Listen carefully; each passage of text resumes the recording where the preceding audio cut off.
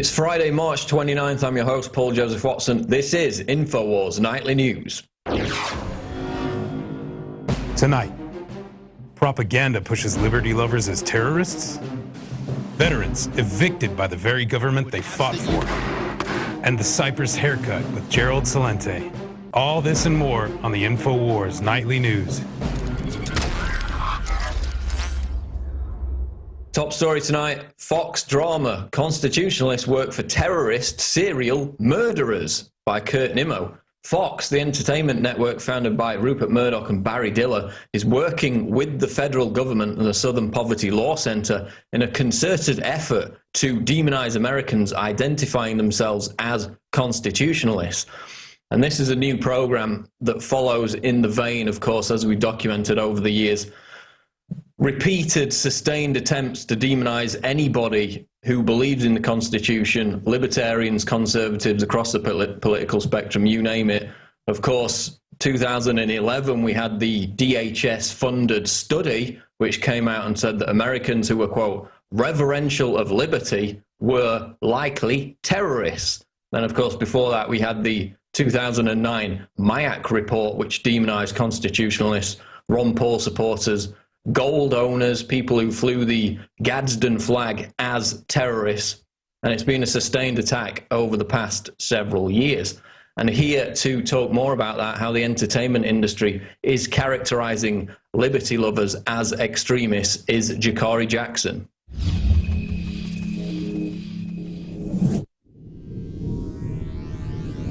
The cell tower linked to your wife is near a roadside motel on Highway 31. Typically, there's 5 to 6 agents per safe house in a designated area away from the other guests. I'm thinking an M17 or my micro Uzi with a silencer. You ex-military? I don't know. We're better than that. They were both raised by militia.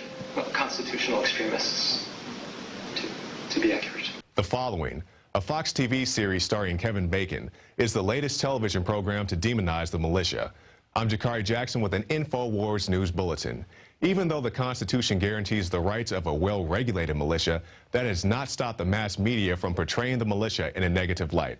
Let's take a look at these clips where the hero fights militia antagonists. Next Thursday, to save a young boy's life, Michael Weston takes on a militia. They are locked down tight.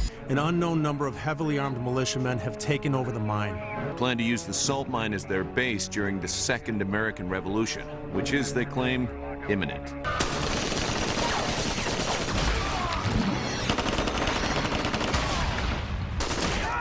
More shows still, such as the in development We Hate Paul Revere and Founding Fathers. The real programming is happening with these shows like Founding Fathers, where the guy that's pro-gun in Texas and leading the militia, he's really Al-Qaeda, which fits into the whole narrative that, oh, it's white Al-Qaeda or gun owners are really Al-Qaeda.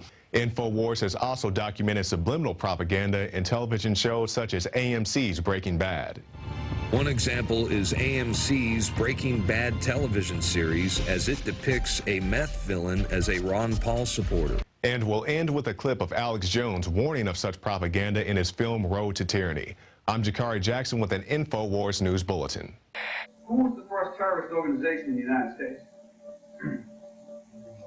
Who? Founding Fathers. Founding Fathers. You mean Thomas Jefferson? Look at this guy. You know, he's talking about the Founding Fathers and people that are committed. He's talking about constitutional terrorists. Before that, the cops are so conditioned, they say, who are the terrorists? Who are the first terrorists? The Founding Fathers. They all know. They all say Founding Fathers. Next story tonight, Obama artist equates gun owners with Satan.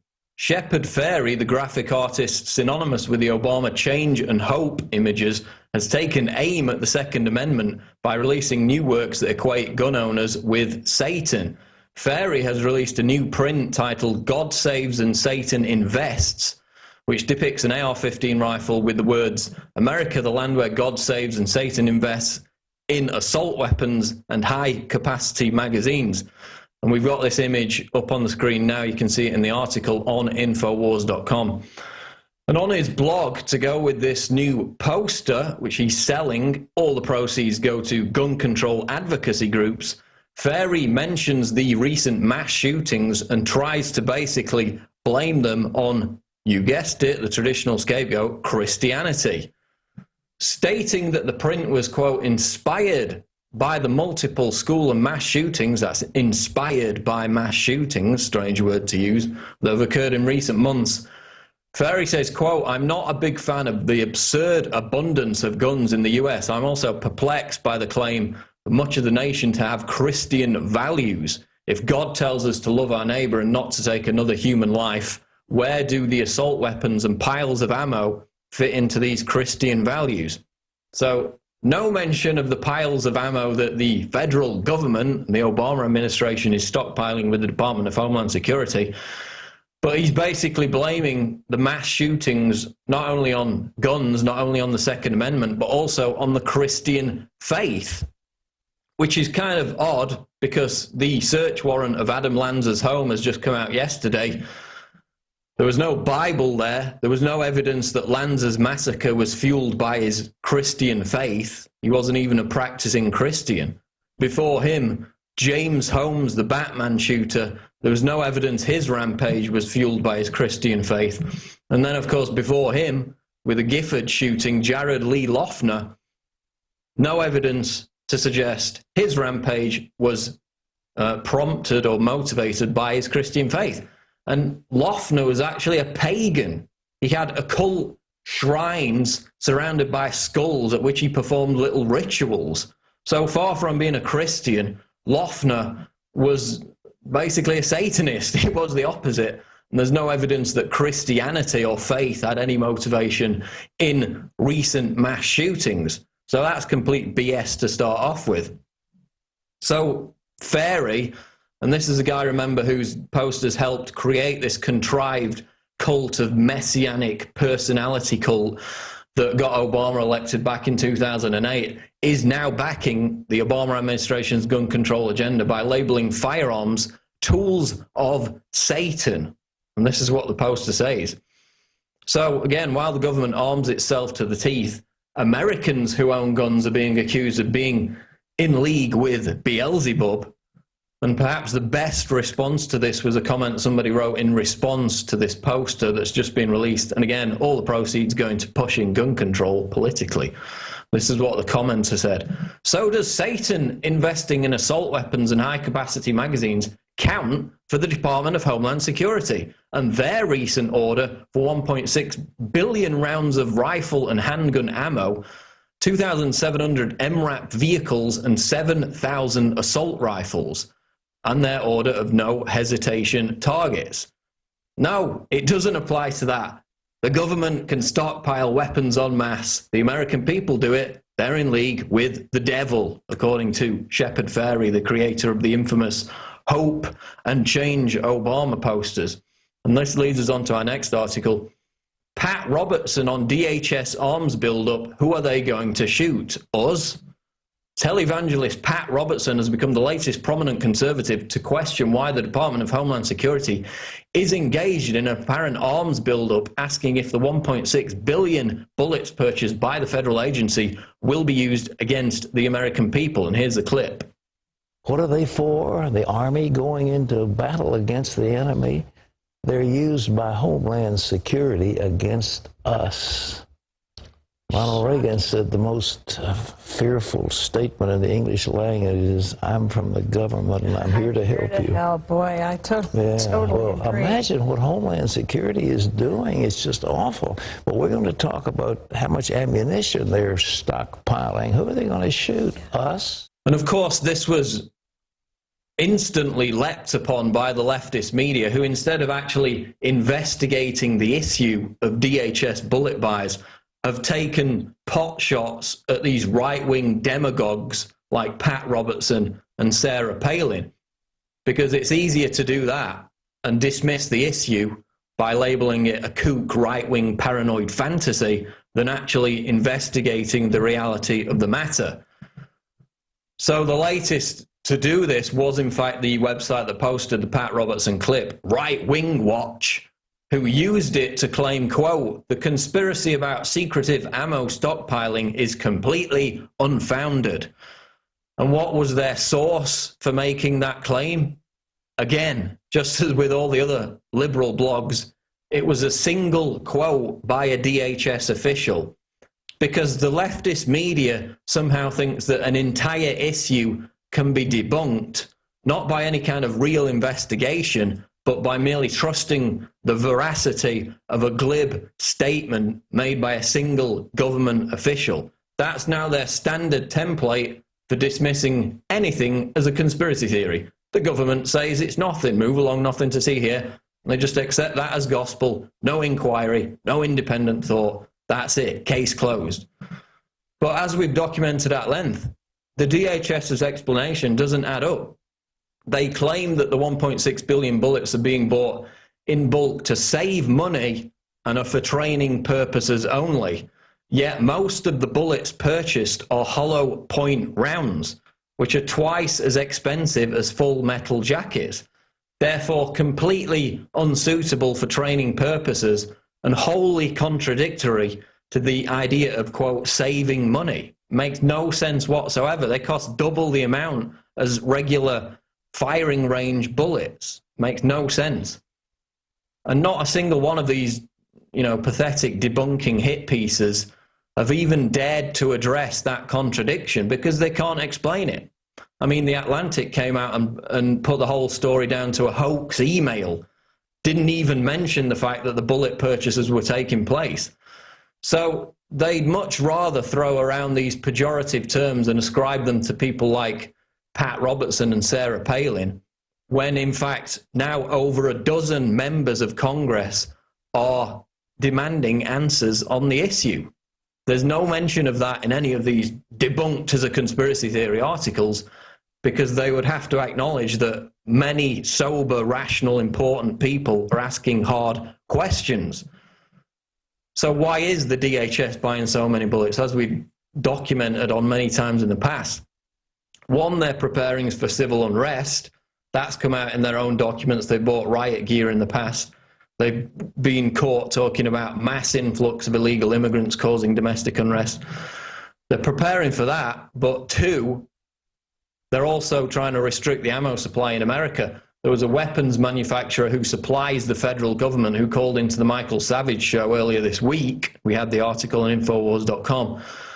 And he said that they're doing it.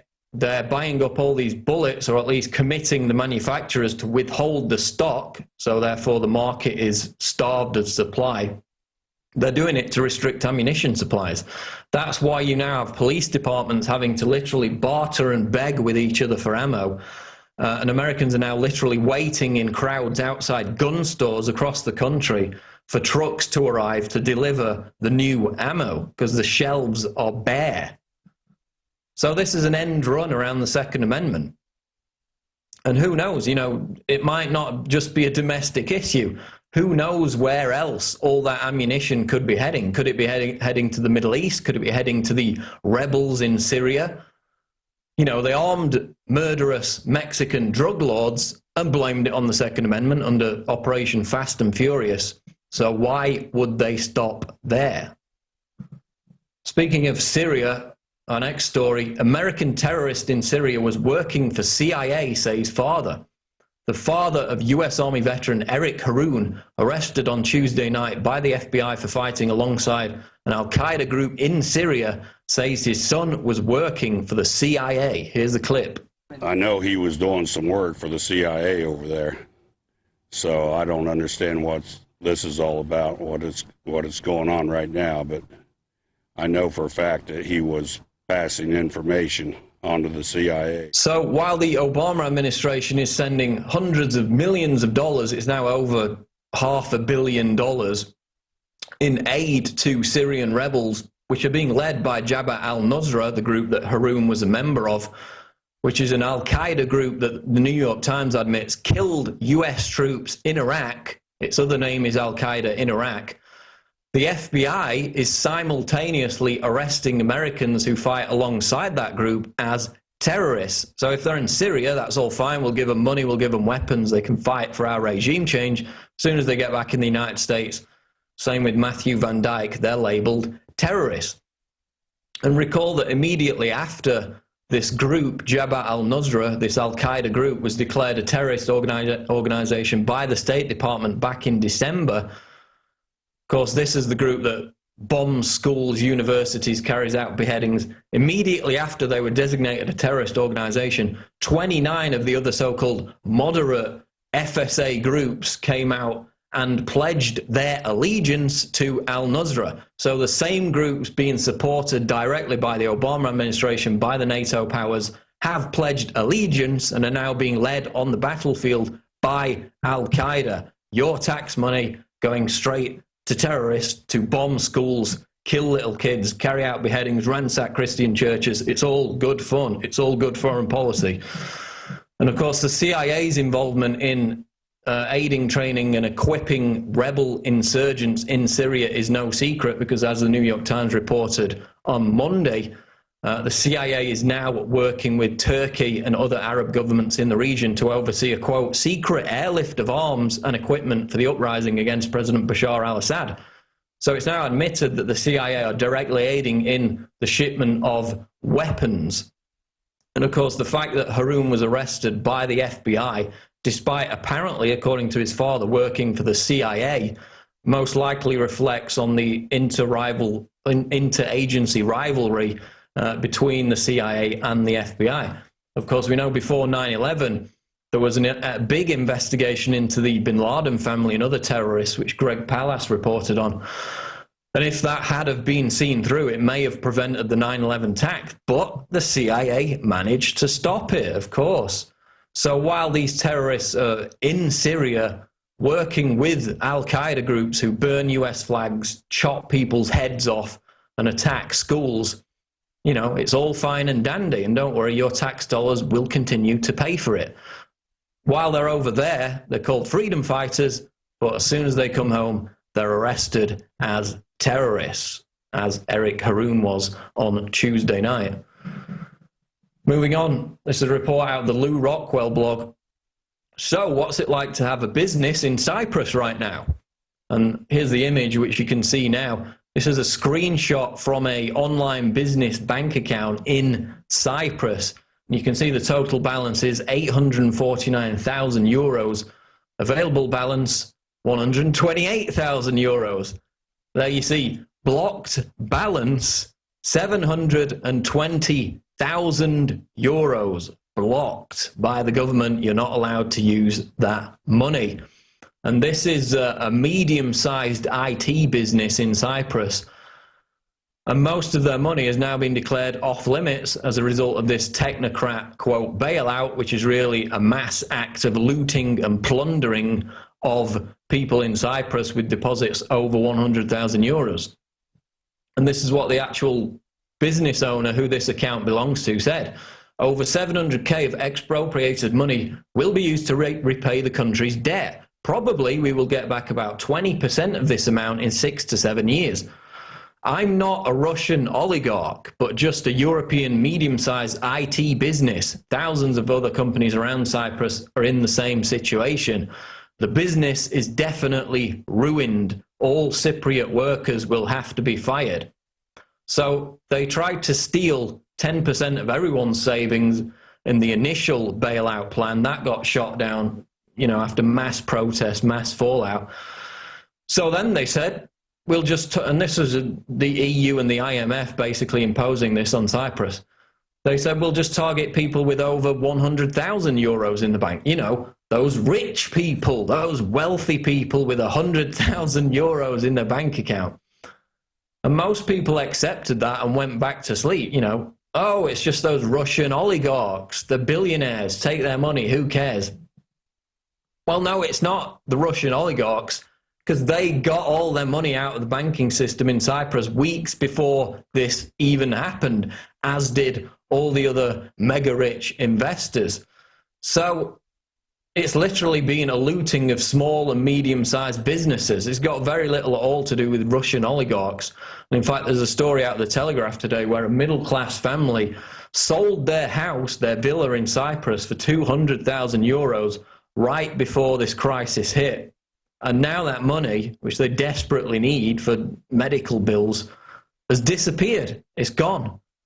We've posted the reports before, as I mentioned. All the oligarchs got their money out before this happened. And remember, the technocrats have told us, This will be the new template across Europe for, quote, bank recapitalization, plundering the hard-earned savings of the people. And in fact, there's a report out, which we posted today, where Canada has just introduced new rules to do the same. So if you've got over 100,000 euros in a European bank, 100,000 Canadian dollars in a Canadian bank, then watch out. I think you might want to start spreading your money out between different banks and, of course, investing a lot of it in precious metals. But we got this media narrative of, you know, they're just targeting the mega rich. It's not going to affect you. It's okay to steal their money. And it's absolute BS. The primary target for the wealth confiscation in Cyprus is the middle class. And that is the template across Europe and eventually in Canada and the United States. Skynet drones work together for Homeland Security. This is a video I put together last night over at the Prison Planet Live YouTube channel. And they call these drones Skynet, which of course is named after the technocracy in the Terminator franchise of movies, whose goal it was to exterminate humanity. Just a cute little name that they've given these drones. And what you're watching here on the clip is a number of drones that can communicate with each other to accomplish tasks, which in this case is intercepting an object and then throwing it back up in the air and catching it again. And the professor who made this presentation at the Zurich Mines Conference, Professor D'Andrea, admits that the technology could be open to, quote, abuse and is incredibly dangerous. And of course, this ties into the recent DARPA-funded mind meld study involving rats, which we reported on, which is all geared towards DARPA's ultimate goal, which they've admitted, of creating an army of self-aware, communicative battlefield robots, cyborgs, which as top technology experts like Professor of Robotics Noel Sharkey have warned will inevitably be used to hunt down and kill people, suspects, terrorists, gun owners, constitutionalists. You get the picture. And we also had the recent report of another drone in development that could be eventually used to snatch protesters off the streets. It's able to swoop down like an eagle, snatch a stationary object off the ground. And these drones are only going to get bigger, they're going to get stronger, they're going to get more sophisticated, and they're all being directed towards this high-tech police state. Aviation expert David Senciotti, speaking about the drones, which Professor D'Andrea put on display recently, expects the drones to be used for, quote, hunting terrorists and other Homeland Security purposes. So that's where it's all being funneled towards the total technological dictatorship Skynet system. And don't be fooled now by how flimsy these drones appear at present. These are merely the prototypes. As I said, they're going to get bigger and stronger. They're going to be watching you. And eventually, if the control freaks get their way, they're literally going to be throwing nets over people and snatching them off the streets. That's the kind of nightmare we've got to look forward to if we don't stop the development of this technology in that direction. Washington Examiner reports, in Shift, Medicare would pay for sex change operations. For the first time since 1981, when it dubbed sex change operations experimental, Medicare has opened the door to covering transsexual operations, adding to the growing list of operations that would be allowed under Obamacare.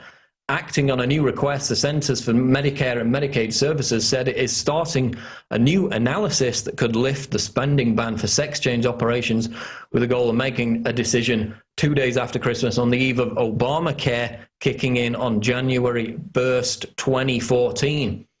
And this is the same kind of system as the government-run healthcare here in Britain, which my tax money now goes towards paying for people to get breast enlargement implants on the NHS, National Health Service. So if you want to get breast implants, if you want to have a sex change operation, then knock yourself out. That's your choice. But don't ask me to pay for it. And, you know, now we've got the story Planned Parenthood arguing for post-birth abortion, Chinese-style infanticide. So I guess eventually the argument will be, you know, include that in Obamacare as well. The horror of government-run healthcare coming to the US January 1st, 2014. And just go and look at the British example. If you want to give yourself chills, of course, you've got the Liverpool Pathway Care Programme, which actually serves to euthanize old people. Another little goodie, another little benefit of government-run healthcare coming to America.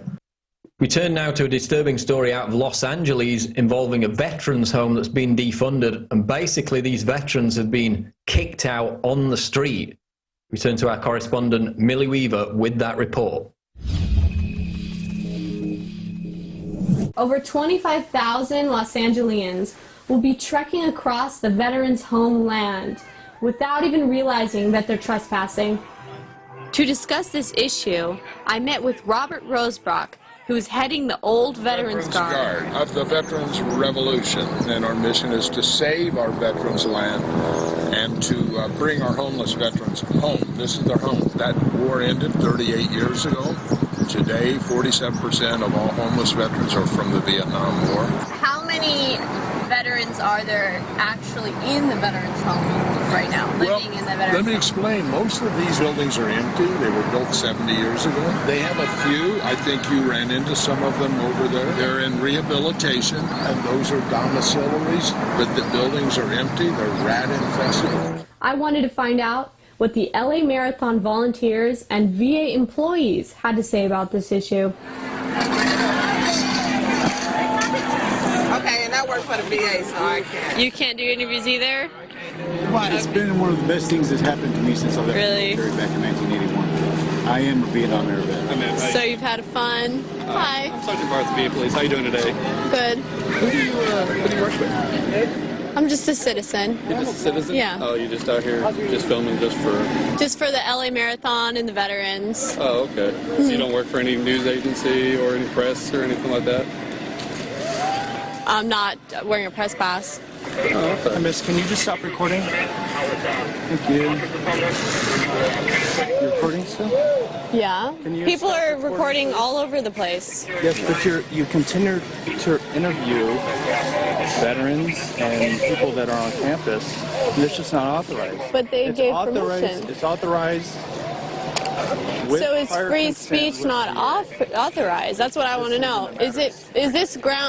Are these grounds open for free speech? They sure are. But there is also federal laws that we have to follow, and that's why I'm trying to find out, because under 38 Code of Federal Regulations, please stop recording. If you're using it for any type of commercial purposes, you're going to show this for any type of gain or anything like that, that's where we come into that. That's why I'm just trying to find out. So I'm a citizen here videotaping this event. There's a lot of citizens here videotaping. He's a citizen and he's videotaping this event. I don't understand why I'm being hassled, because I'm just trying to videotape this event and document life. This is life. Oh, you know? Absolutely. We're just asking you not to interview our volunteers. You can take video, you can take stills. We just ask that you don't interview anyone without any prior consent of the VA, because our public affairs does need to coordinate any interviews. So. I interviewed some people running the LA Marathon, and none of them had any clue that so many veterans were basically exiled from the veterans' home. This was a bigger issue than I had even realized. It's basically, we call it, it's the deed of 1888. On March 3rd, 1888, John P. Jones and Arcadia DeBaker patriotically deeded over 400 acres of pristine West Los Angeles land to be permanently maintained as a national home for veterans. It states 5 times in the deed to be permanently maintained as a national home for disabled soldiers. There's an act of Congress that preceded that one even before this could be established, and it's incorporated into the deed and refers back to the Congressional Act of 1887, 1 year prior.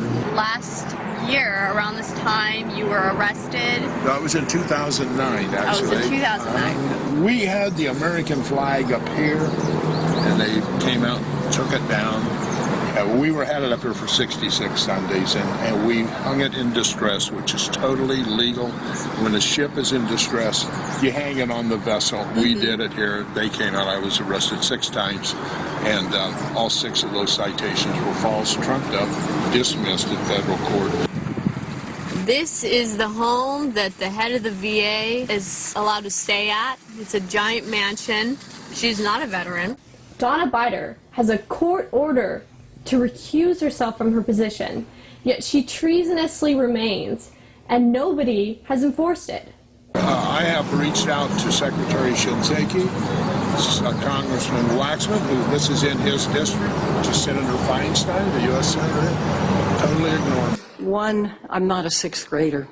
Senator, I've been on this committee for 20 years. Is it the view of the senior senator from California that Congress should be in the business of specifying particular individuals who are not covered by the Bill of Rights? Sir, Congress is in the business of making law. The Supreme Court interprets the law. They strike down the law, they strike down the law.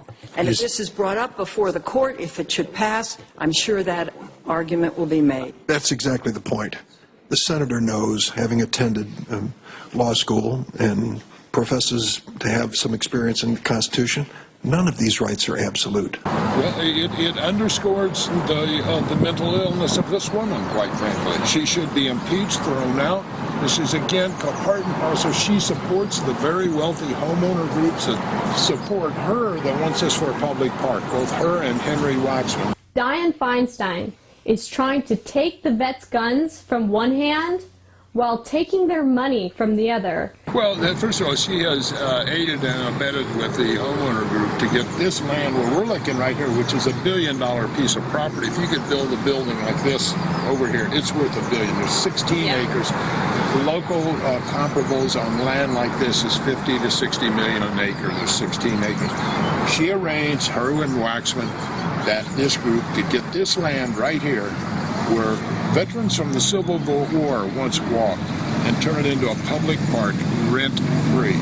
They have the veterans kicked out of their veterans' home, out panhandling on the streets, while government wildcatters pump black gold from the veins of the American soldiers. Is that oil going to the veterans? Not at all. Thank you for asking. This was a gift. First of all, 2 families, they opened the first veterans home after the Civil War era for disabled homeless veterans. This land was selected. And it's so amazing. There's an oil well on this property.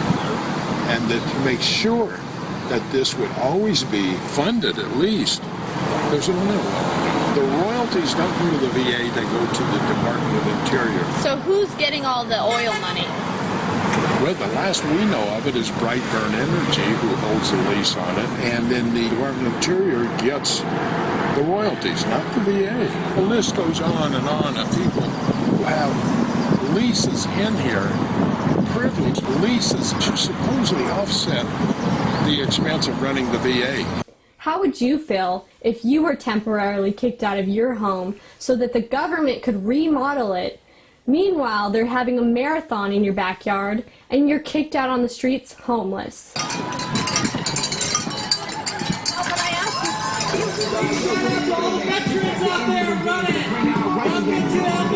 We're so proud of you guys for serving. You guys are awesome. None of the funds that are actually going towards helping veterans are really even going towards helping the veterans. No. It's like the non-profits that are out there raising money to help the vets. They all get big fat salaries and expenses, and at the end they say, where's $1.98 for the veterans? You know, we raised tens of millions of dollars, and here's a token for you. In the ACLU lawsuit, they're asking, where is the money? And Henry Waxman was asked this. This is amazing. This is one of the most powerful men in Congress. We've never been able to get a lot of the details of exactly how much money they got and how that money was used. Pursue for the record a clarification. Mr. Chairman, where in the rules is that stated? Could I see a copy of the rules that allow for this said? The rules of the House, Mr. Chairman. We will furnish you with a copy. Mr. Chairman, there are multiple members that could yield you time. I would ask that you... I will have you physically removed from this meeting if you don't stop. Nor is the concern... Gentleman's time has expired. Well, how does at this time, I would like to... Point of order, Mr. Chairman. You've made a statement where you were not recognized for the time. You cut me out in the middle of a sentence. I'd like to know the substantiation for your... Your time was up, Mr. Waxman. Why are you interrupting members and then you take unlimited time for yourself? I'm responding to your questions, your allegations. I'm the chairman, and I'm telling you right now we're going to recess for 10 minutes. Do you think the only way to incentivize a country is by offering them more and more carrots? You know, you've got to have some threat. You're going to have some threat. President Bush allotted $15 million for steroid education. Where has that money gone? I don't know. Do you know? Okay, we don't know.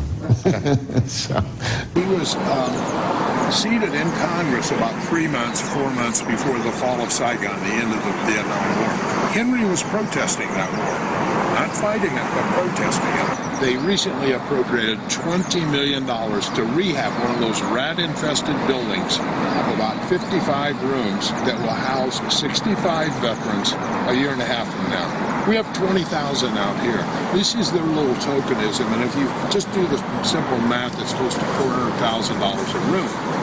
You could buy them a home. Exactly. It appears that the VA is giving the veterans mixed messages about what it takes to live on the VA's property.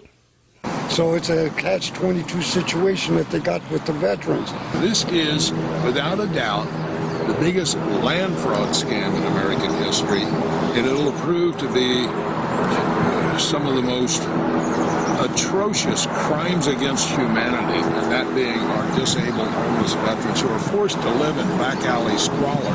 Wow. While some of the wealthiest people live next door here. And everybody talks about honoring our troops, and we say today's troops are tomorrow's veterans. We made a vow to them that we go ahead for the rest of our life, we would protect this country. I'm 73 years old. I'm still here protesting for my country.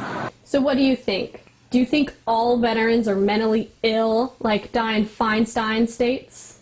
I served in the United States Marine Corps. I was not in Vietnam. I joined up after Vietnam was over in 1978. What do you think about Dianne Feinstein's comment saying that all veterans are mentally ill? This amendment, Mr. Chairman, would allow members of the armed forces and veterans to obtain and possess the self-defense weapons prohibited by this legislation. We should think long and hard before disarming these heroes, preventing them from protecting their families and their communities. If I understand this, this adds an exemption of retired military. The problem with expanding this is that, you know, with the advent of PTSD, it's not clear how the seller or transfer of a firearm covered by this bill would verify that an individual was a member or a veteran, and that there was no impairment of that individual. I think it's a mistake to paint so broadly as to say any active duty military or veterans can't use these kinds of weapons or any other lawful weapons for self-defense. PTSD sufferers are already prohibited by law. So if she said that, then she is actually unbalanced, and she should not own a firearm, and vets should have firearms rather than gang members. I'm Millie Weaver, reporting to you from Hollywood, California with Infowars.com. 40-plus officers and ATF agents raid home of YouTube gun personality FPS Russia. This is a report out of gunsavelives.net. And this is a case involving Kyle Myers, a guns and explosives expert who has one of the most popular channels on YouTube called FPS Russia. And I checked it earlier on. 4 million subscribers this guy's got. He's got 500 million views for his videos. Every video he puts out gets several million views at least on YouTube. And this was a raid which took place a few days ago now in connection with the death of Keith Ratliff, who was the owner of FPS Russia. He, of course, died in mysterious circumstances back in January, a gunshot wound to the head. A development that at the time some feared was part of this purge against prominent Second Amendment advocates. And it says, Hart County Sheriff Mike Cleveland said about 50 agents from the Georgia Bureau of Investigation, U.S. Bureau of Alcohol, Tobacco and Firearms converged on a farm owned by FPS Russia host Kyle Myers and Ratliff. Quote, they were conducting an investigation regarding the explosives the pair were using on their YouTube show. Cleveland said. They were blowing up cars and other things in Hart County on their farm. Agents were looking for explosives or anything connected to explosives that would have put them in violation of federal law. So the feds basically admitted that the explosives that were being used for these YouTube videos, where they just basically get massive guns and blow up vehicles, it's all a lot of fun. That's why they get so many million views. They admitted that those explosives were legal up to a certain limit. No arrests were made, and the police, the feds, refused to say if any illegal explosives were found. So it seems to me from the reports that they were invoking the death of Ratliff from back in January as merely an excuse to get on the property of Myers, this FPS Russia host, and raid him. And the question is, since they've discovered nothing illegal, no arrests were made, is it merely part of the continued harassment of prominent Second Amendment advocates that we've seen over the last few months in the aftermath of Sandy Hook and amidst the Obama administration's push for gun control? So is it part of the purge? We'll continue to track that story. That's it for the news. Now we go to the Daily Quote. The First Amendment rejects red tape, cover-up, and doublespeak. That's Roy Barnes, former governor of Georgia.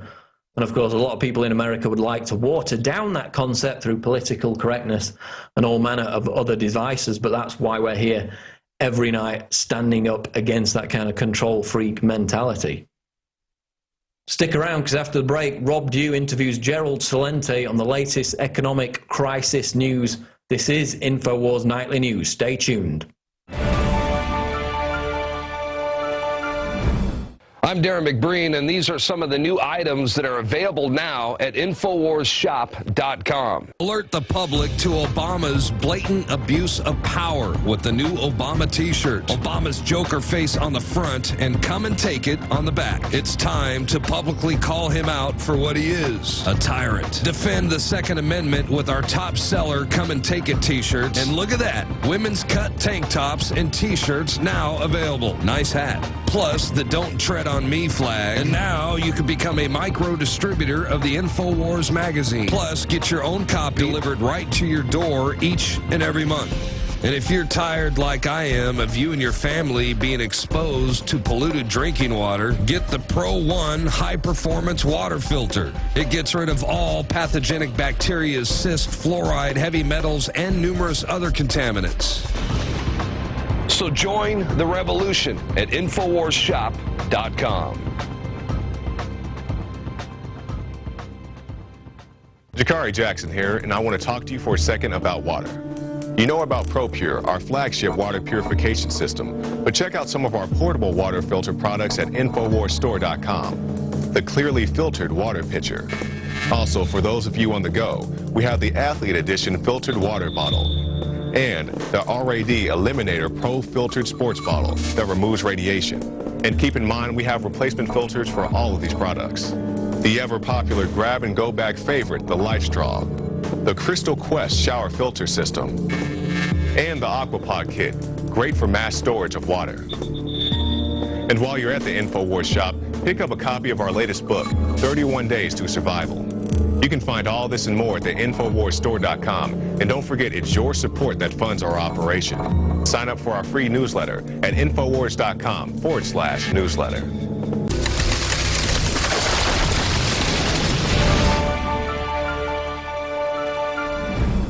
Welcome back to the Infowars Nightly News. Thanks to Paul Joseph Watson for doing the news portion. And this is our interview portion. And our guest coming up today is no stranger to the Infowars Nightly News or the Alex Jones Show. In fact, on Monday, he was on Alex's show talking about the Cyprus haircut, which he's going to have lots of stuff to say about that, I'm sure. And you can find a whole host of information at the Trends Journal. And it's trendsjournal.com, trendsjournal.com. And I turn now to writer and head CEO and basically a jack of all trades, Gerlad Celente. How's it going today, sir? Hello. Thanks for having me. Oh, always a pleasure to have you on here. So I told you a couple days ago I wanted to get you on to talk about Cyprus and the fallout. Should they quit the euro? And, you know, what should they do in this situation? They're basically taking a 40% haircut right now. Let's take that word that you just used. So I'm surprised that a guy like you's been brainwashed to use a word like haircut. Why, I just got a haircut the other day. It's not a haircut, man. They stole their money. That's white shoe boy language. And that's what's going on over here. They're stealing money out of the accounts, just kind of like what they did to me with MF Global. So it's an MF all over the world. Everybody gets effed one way or another when you deal with the banks. So here's the story. Should Cyprus stay in the Eurozone after what happened? Because if they leave, that could be really detrimental to it, because we have weakness in Greece, weakness in Italy, weakness in Spain, weakness in Ireland, weakness in Portugal, and weakness in France. Germany's probably the only one really holding up to any great extent. So, I'm of Italian descent. Each nationality has certain characteristics that identify it. So I would say, if the Greek Cypriots are really into S&M, they should stick it out in the Eurozone, because they're going to keep getting it stuck to them. How could anybody with any dignity and respect allow themselves to be taken over as they have by the bankers? And I want to make something really clear for all those people out there that say things like, hey, listen, if the economy's collapsing and things are going to hell, what good is gold and silver going to do for me? Well, check this one out. Suppose you were a Greek Cypriot, and suppose you were there right now, and you can't get much money out of the bank. But you have gold and silver.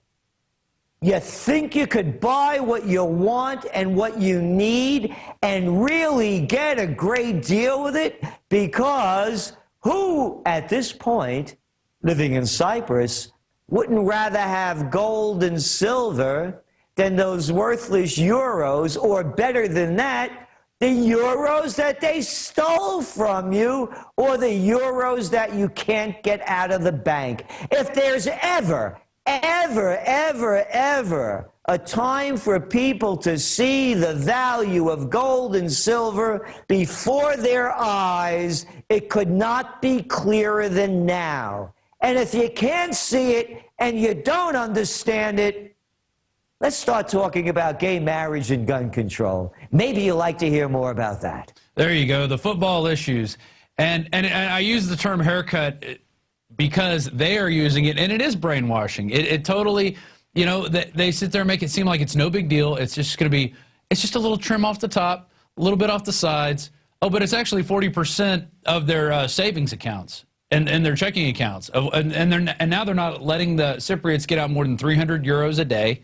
They're going to keep them from withdrawing that. So your position on gold is exactly right. If you are holding your own gold and silver, not in a safety deposit box, but somewhere where it's actually safe from the prying hands of bankers, you would have money to go out there and buy the food you need, the gas you need, because they're literally on an island there in Cyprus. But anywhere, this happens anywhere. And now let's suppose you have you're selling gas or groceries, and some cat comes into you with silver or gold. You think you're going to sell it to him? And you think you're going to give him or her a great price? Because you're hungry for dough too, and you know this is the real deal. Yeah. And so for those people out there, by the way, that listen to America's public enemy #1, Osama bin Bernanke, who says that gold isn't money. Oh, the same Ben Bernanke, by the way, that the Fed Minutes show didn't see the panic of aid coming even when we were in it, along with the other Fed dumbbells who didn't see it. When he says gold isn't money, tell that to the Iranians, who have been frozen out of the banking system by the U.S. and NATO and the Arab Little League allies, and they're selling oil to China. And guess what China is giving them in return for the oil? Gold. Millions of dollars worth. Gold is money. It's only not money if you're a Bernanke moron. It's only not money if you can get away with saying that, and the prostitutes allow you to, because after all, they're prostitutes. It's money. And there is no greater example that exists today than the incident that's happening in Cyprus. And Cyprus is the canary in the mine.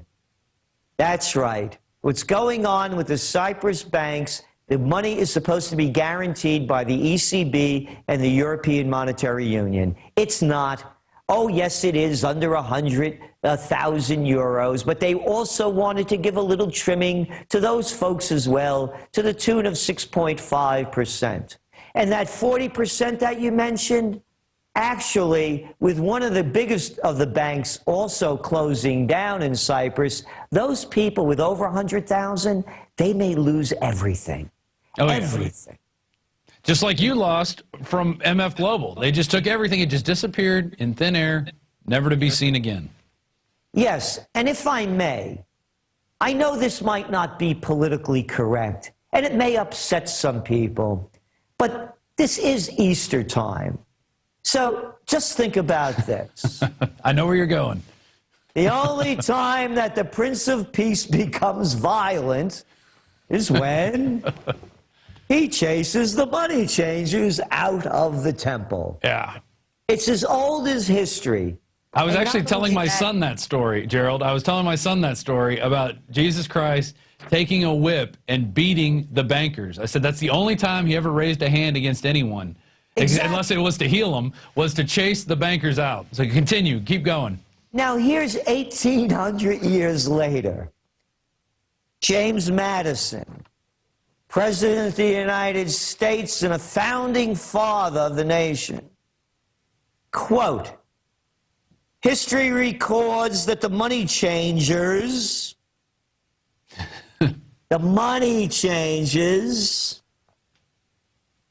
have used every form of abuse, intrigue, deceit, and violent means possible to maintain their control over governments by controlling money and its issuance. And now, 300 years later, 200 years later, nothing has changed. They're still the money changers. Only the names and the outfits have changed. You know what I was thinking? I was thinking, being that, you can't get the history right, why we invaded Iraq over the false, the lies that they told. Right. Or why we're in Afghanistan, or the humanitarian mission in Libya. You remember that time-limited, scope-limited kinetic action. Maybe the story of Christ isn't just right. I mean, after all, it's 2013 years ago. Maybe they messed it up a little bit. Maybe it was the money changers that killed Jesus. That's my take, because he was the one that exposed them for what they were doing to the people. When you think about it, the Prince of Peace becomes violent because of the abuses that Madison talks about 1,800 years later. So just to put it into context, the bankers are destroying the planet in every way possible. They've destroyed our country. They're destroying Europe, and they're destroying the lives of everybody that gets in their way. So just a note to see what it was, how it's been, and what it's become. Nothing has changed. Yeah, I totally agree. And I actually said the same thing to my son after that. I said soon after that they put him on the cross, because he was asking why he got put on the cross. And I said, well, I'll tell you what I think. Right before he died, he chased the money changers out of the temple. He whipped them. Yeah.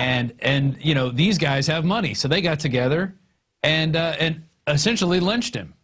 This was a public lynching for somebody that they didn't like talking. They didn't like him spreading this type of gospel around against the bankers and money changers. Yeah, so here we are in a holiday, that's holy for the Jewish people and the Christians. You better put your heads together on this one and get it straight. Yeah. It's atrocities. They celebrate the Passover for what happened to them, and we celebrate, the crucifixion of Christ. Nothing to celebrate. But in the sense that this is really serious. Again, the only time that he becomes violent is to drive the people out of the temple, because the money changes are destroying the people, and it hasn't changed. Look at the poor Greek Cypriots. Look at the lines of the elderly out there trying to get what they can. Now, put this into context, if you will. We're only talking about a country of 1 million, and you're talking about the hollow point bullets and what Homeland Security has been doing, and you guys right on top of that. Suppose 300 million people can't get their money out of the banks.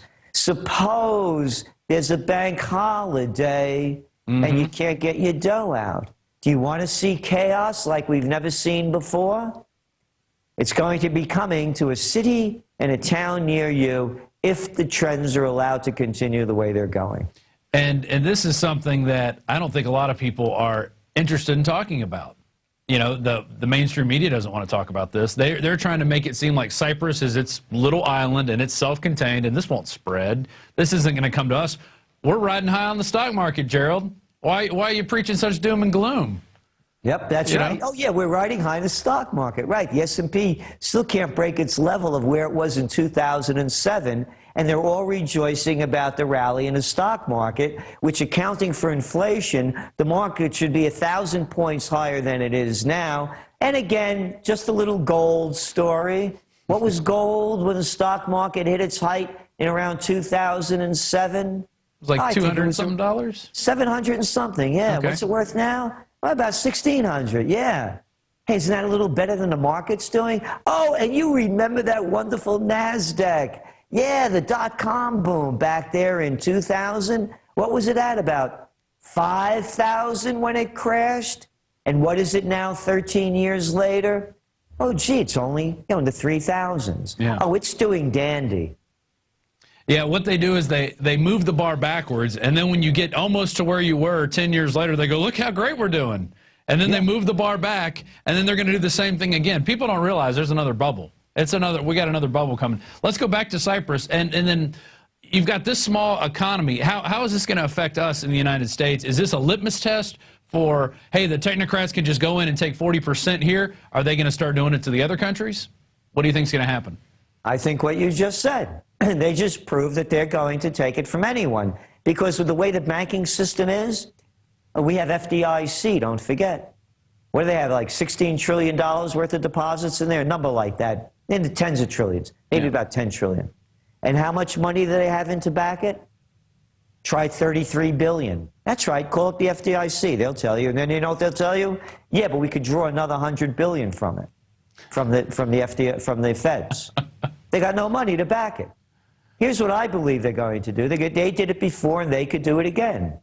When they call a bank holiday, and again, this is a litmus test. They're seeing what they could get away with. They're saying that when you put your money in the bank, it's really not your money. These are private banks. You're making an investment in that bank. Oh. Yes. Yeah, you're a lender. You're taking a risk. It's not what you learn in high school, that you need to get a savings account and save your money in the bank, because that's the safe way to do it. That was before the criminal gang of the Clintons, Slick Willie and his boys, deregulated the banking industry by killing the Glass-Steagall Act. Right. So in those days, yes, that's what made sense, because they had controls. There was no such thing as Bank of America. They were out in California. Small bank. There was no Wells Fargo. They were out there. They didn't allow, up until very recently, interstate banking. You had all banks you couldn't do banking outside of the state limits, because they tried to control it, because they learned what happened during the 1930s, and plus other controls. So here's what they'll do, I believe.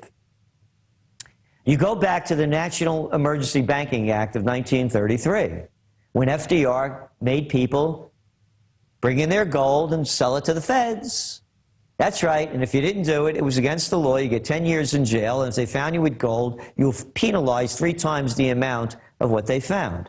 So they made people sell it back to the Fed at $20.65 an ounce.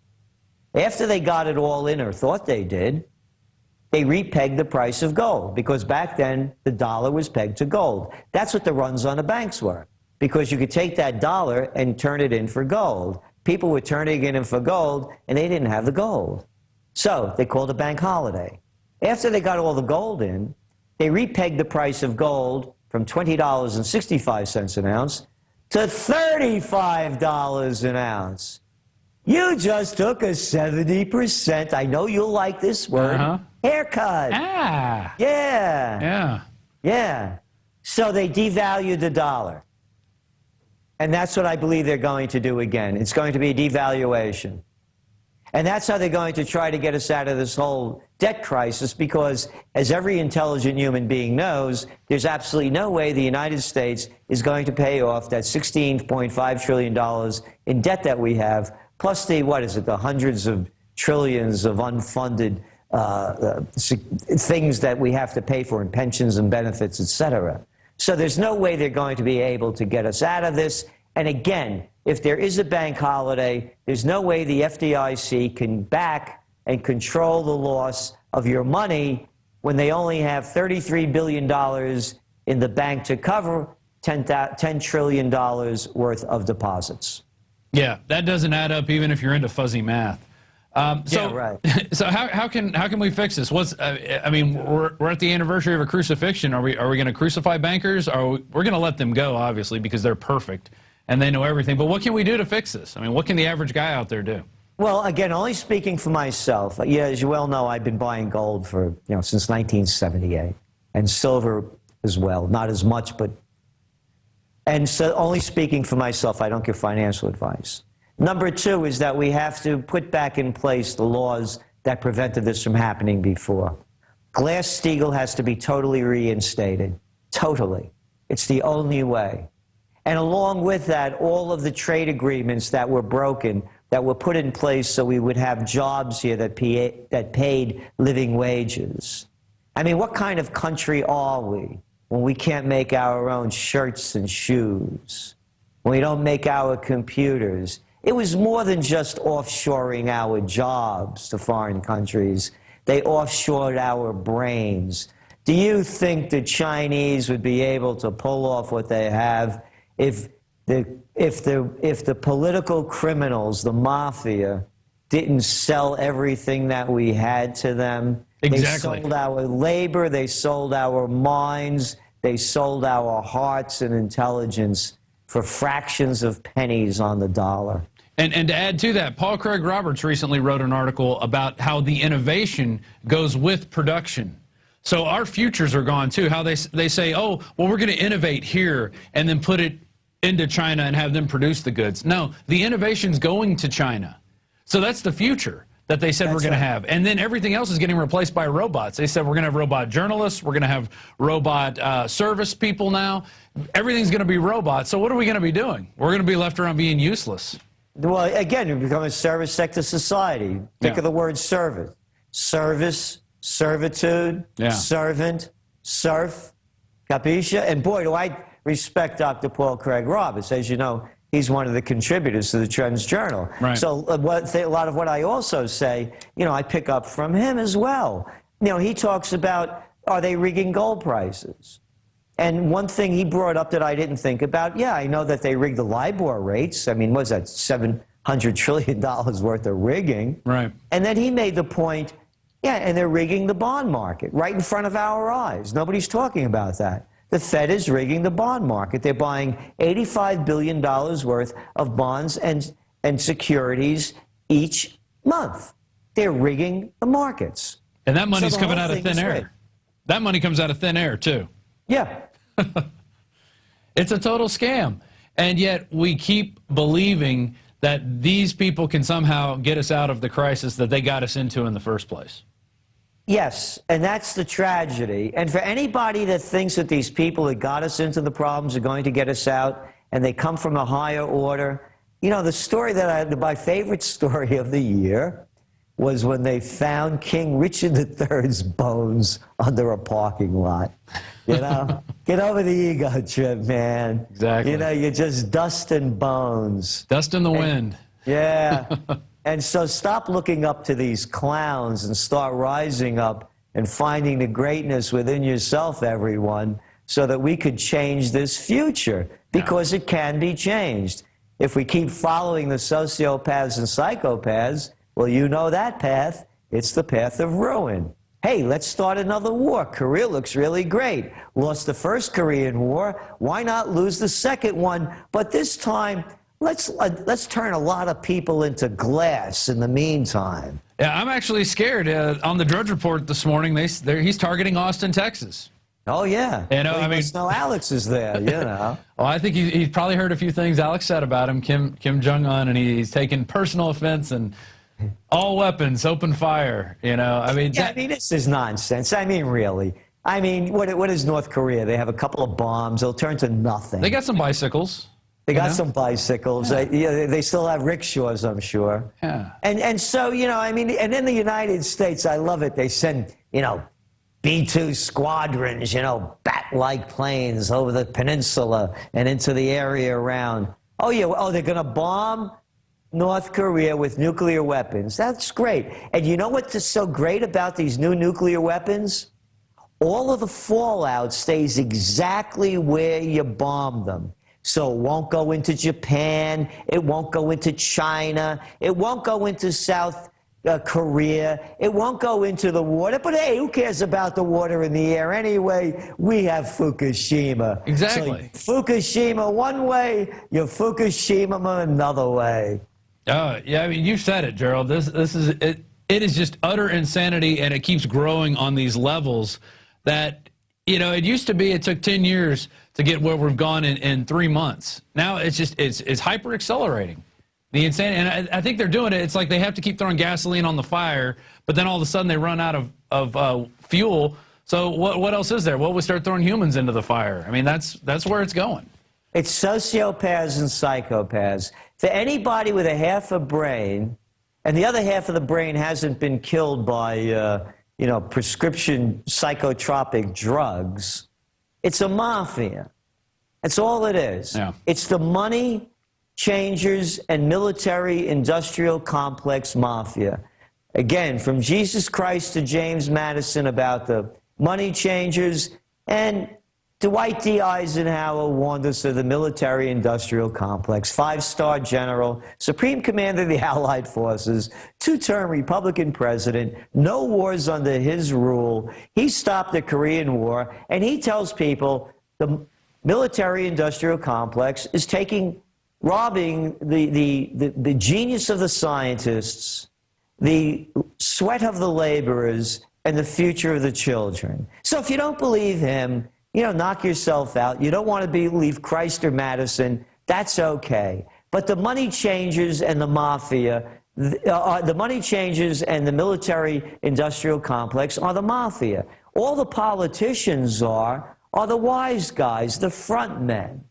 They make everything look legit, you know? Yeah, exactly. And then you have the goon squads, which are the soldiers, to keep everybody in order.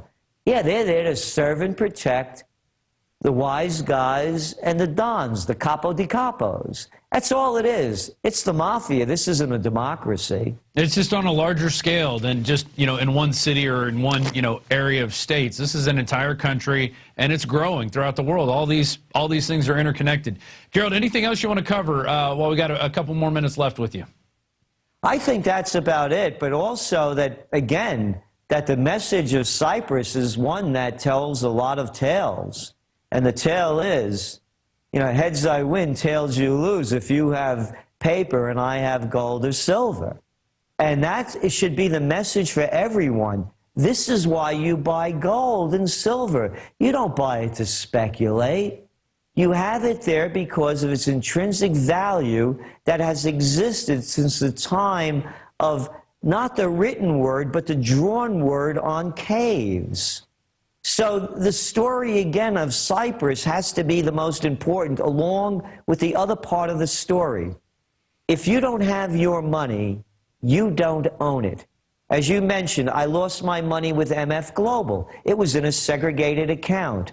You lose your money from FDIC or or possibly FDIC, or if you're in the Eurozone. So why would anybody in France, in Italy, in Greece or in Spain or in Ireland or Germany keep their money in the banks when they know that they broke the law that they wrote and can now confiscate your money? Yeah, and to this date, nothing's happened to Corzine. Oh, he's better than the rest of us. Yeah. You know the word. It's justice. Just us. That's right. Not them. No, it's incredible. It's incredible. And you know what else is incredible? That they've put the money changers on these pedestals. That we have to bail them out every time that they make bad bets. They're too big to fail, Gerald. These guys are too, you know, if they fail, then the whole system that they talk about fails. That's right. Didn't Eric Holder say that, our Attorney General? Yeah. Words to those effect, or is it Eric Himmler Holder? I keep getting them mixed up. They sound so much alike. We call him Eric Gun Running Holder. Ah, yes, yeah. That's one of his monikers as well. Well, so tell people how they can get the Trends Journal and what's coming up in the new issue. Well, the new issue is really one that everyone, I believe, is going to need to read if they want to help change the future as well as prepare for it. And the Trends Journal, by the way, we make available to everyone. We have a discount request page there. Just fill it out, simple information, because we want to help people prepare for what's going to happen. And most importantly, for people to see the opportunities that are ahead so that they don't have to go down with the ship and take the path to prosperity. And it's all there in the Trends Journal. I could say with every ounce of truth within myself, you will not find a publication like it in the world. It's history before it happens. If you want to see history before it happens, you want the Trends Journal. And you've been predicting, making trend predictions, doing this. I mean, you didn't just start this last year in your mom's basement. You've been doing this for a while. Yeah, over 30 years, yeah. Exactly. And, you know, I read it, I get it. When you guys send it out, we're on your mailing list. And let me tell you, I learn a lot from it. It's just... And it's great, you know, you have Paul Craig Roberts, you have other great writers on there that it's not just you, you're getting the cream of the crop who the mainstream media don't want to touch, essentially, because these people are pulling the curtain back going, look, this is what's behind the curtain. Look at it. You know, and the mainstream media doesn't want to do that. Yes, no, of course, they're the prostitutes. And by the way, you said one thing I disagree with Dr. Paul Craig Roberts is that he said the reporters are going to be like robots. They are already. There you go. You're right. Yeah, they get the talking points, they regurgitate them. We covered that story yesterday, and I was reading it. I'm like, well, we already have this. I mean, what's the difference? Except they have to, I guess they have to pay the people. They don't have to pay the robots. That's the only difference at this point. Well, let's talk more about gay marriage and gun control. Yeah, you know, here, catch this football. I'm throwing it at you right now. Here it is. All right, hey. Yeah. All right, hey, Gerald, thanks a lot. Trendsjournal.com, trendsjournal.com, right? Yep, and Bona Pasqua. Happy Easter. All right, same to you. Bye-bye. Always illuminating the trends forecaster himself, Gerlad Celente. And that wraps it up for our show tonight. I'd like to thank Paul Joseph Watson for doing the news. But before we go, the new Infowars magazine came in today. Welcome to Planet Hoax. There it is. That's a great-looking cover, sure to attract attention out there. And we have many different ways that you can get this. But I want to show you a few articles here. Here it is, Welcome to Planet Hoax. Here's Alex's article, 10 Giant Media and Government Hoaxes. Included in there is the one that I went off on the other night. Osama bin Laden was killed in 2011. Yeah, sure he was. We got the ammo buy hoax. I mean, and this thing's loaded with graphics. Obama's Man Behind the Curtain by Kurt Nimmo. No More Hesitation. This is on the paper targets that, oh, there's the pregnant lady in her house. There's the little boy with his daddy's gun. There's the young mom with her daughter. There's the old lady in her house, in her kitchen. All these are terrorists. All right, we've got to be trained for no more hesitation to shoot them. The boy who stopped the murder plot with a gun, and the national media ignored the story. Now look at this. Look at this one right here. Comrades, turn in your weapons. Here's a poster from 1918. Look at what these people are giving back. Look what they're handing in. They're giving to their commissar, their local officer. They're handing in their guns. They're even handing in their swords. Okay? And up here it says, comrades, turn in your weapons. All right, and you got the hammer and the sickle and the red star. Okay, and then you have the leftists out there that like to say, well, the people that want your guns, the gun grabbers, oh, Stalin never wanted the guns. Hitler never wanted the guns. He even has a quote of Goebbels in here. This just shows what you can expect from Jews if they lay their hands on weapons. There it is right there, and that's from Goebbels in his own writings. This is after the Warsaw Ghetto Uprising. There you go. Let's continue on here. Avert your eyes. Let's turn this. This is our pinup. I mean, hang this up in your store. This will definitely get some. Oh, it's Madame Feinstein.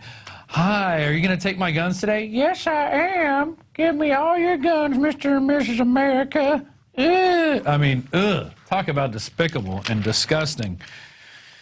Here's the scorecard. How many rights have Americans really lost?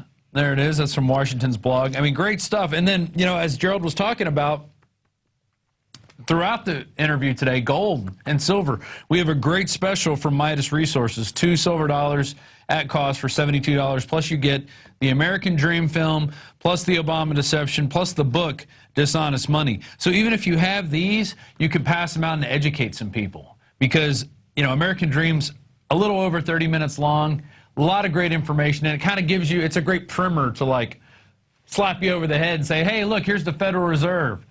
You know, this is how it all started. Red Shield, what does that mean? Well, it's Rothschild. The Obama Deception.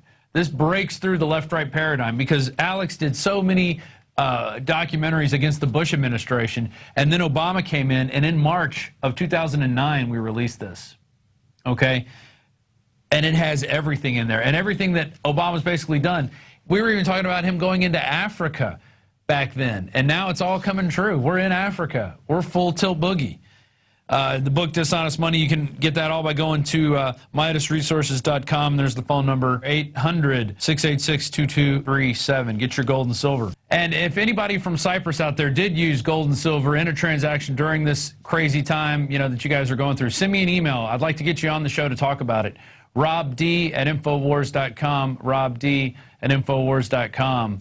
If you know somebody out there who's been, or if you yourself have been in you know, a time where they were, if you're in a different country and they suddenly cut off the money supply or something, and you're able to use gold and silver, let's share those stories. Let's, you know, I have silver. I don't have gold. I'm not heavy in the pockets like that, and I didn't get in early enough when gold was inexpensive. But I was getting into silver. I've been getting into silver, and silver's a great way to go. Especially if you don't have a lot of money, you only have, you know, maybe $50 a week to put aside. Get you some silver. It's a great tool to have, and you never know if you're going to need it. And it's better to have it, and even if they tank the dollar for some reason, well, at least you have some reserves in silver that you can cash in for anything like that. One more thing, if you're watching this on YouTube, please go to prisonplanet.tv and sign up for a membership. It's $5.95 a month. We have a 15-day free trial. You've got the Alex Jones radio show, you have the nightly news, you have special reports, all the movies. We even have some films that we didn't produce ourselves, but we do carry at the InfoWars store. We have United We Fall, which is from Dan Dix of Press for Truth, and Don't Tread on Me. It's about the Tea Party movement. So, you know, a lot of stuff there on prisonplanet.tv. It is the way we fund the lights, we fund the cameras, the suit. Actually, Jones told me to go out and buy a new jacket, so I went out and got this jacket, which I've been wearing for the last few months, along with the other stuff. And, you know, we definitely appreciate your support out there. We're trying to get the truth out. We're trying to bring you the people out there like Gerlad Celente, like Paul Craig Roberts, the other great thinkers that we've had, Mike Adams. Getting all these people in here takes time. It does take money, and we appreciate your support for joining us at prisonplanet.tv. Plus, you get the Infowars Nightly News when it comes out at 7 p.m. Central every night, because it comes out on YouTube the next day. We have our YouTube guy out in Oregon who does that for us. And say a little hi to Dave out there. Anyway, that's it for the Infowars Nightly News. I'm Rob Dew. Thanks to Paul Watson for doing the news, and we will see you next week.